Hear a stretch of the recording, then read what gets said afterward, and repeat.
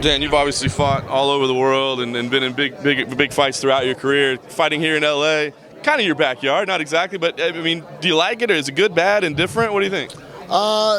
Yeah, I mean, it's nice to fight this close to home sometimes. You know, I think if it was all the time, I wouldn't like to deal with everything else that goes with being that close to home. But you know, it's nice to have my friends and family, more of them, come, be able to come to the fights and support. So it's a good feeling. It's a fight that's flown bizarrely under the radar. Not many people talking about it. I guess maybe just because the main and the co-main are talking so much. Do you enjoy that? I mean, you've had to be the responsible for the promotion events for so long. Do you kind of like the idea of like, I'm just kind of showing up for a fight? Yeah, it's a little different than what I've been used to the last number of years, and you know, with my fight being canceled 6 weeks ago and getting put on this card, it was kind of expected, but it's kind of nice that I don't have as many media obligations, so it's a welcomed change.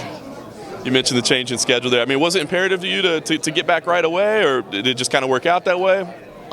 They told me this is what I was doing when they told me I wasn't fighting Machida. I'd be fighting June 4th against Hector, so I said, okay. I mean, there's nothing I could say at that point. I was ready to fight and wanted to fight as soon as I could. So, Hector, obviously a guy that's been around for a long time. What are your thoughts on him? There's a lot of question marks, surrounding him. Obviously, a very powerful guy. He's got a lot of skills, but people question kind of what he's got in his gas tank. As you break him down, what do you think about him? I think he's a tough, talented fighter that's well-rounded. He's, got submissions, and he's got heavy hands and takedowns and takedown defense. So he's got all the makings of what you need to be a tough MMA fighter. But, his gas tank is what it is. I think when you're more of a sprinter like he is, he comes out and he throws heavy bombs and puts a lot of energy behind that, and if he's not careful, he runs out of gas. So I think, he knows that. It seems like in some of his fights he's tried to pace himself because of that, and he's still dangerous even second and third round, though.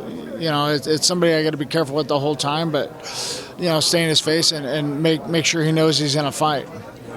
I'm curious. I mean, obviously, nobody's trying to rush you out of the sport, man. We love having you around. But where is your passion level? Where is your love for the game still? I mean, do you feel like there's still a long future ahead, or are you kind of weighing it out every time? What do you see for yourself? Either way, I'm going to be a part of this sport and be involved. But I have no idea how many fights left I'll do. This could be the last one, or I could do 5 more. I don't know. Just got to wait and see what my options are after this fight. How do you make that choice, and what do the people around you say? It's basically what I'm offered after this fight. To fight or to not fight. I got to sit down with Dana and kind of hash things out and see what my options are, and then make a decision at that point. Has he started throwing hints that, like, hey, maybe it's time? Because, I mean, obviously you're still a superstar. He kind of threw hints a couple years ago,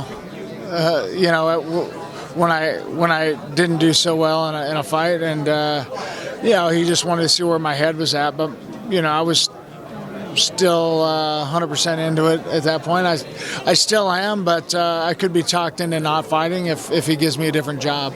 Okay, so maybe a position's on the table, you might walk away. Yeah, absolutely. Fantastic. Well, hopefully it's not your last fight, but if it is, I mean, what do we see on Saturday? I mean, we know what you bring to the table. Are there any new wrinkles? Is there anything fun you're looking to do, or is this just vintage Dan Henderson? Maybe I'll knock him out with a head kick.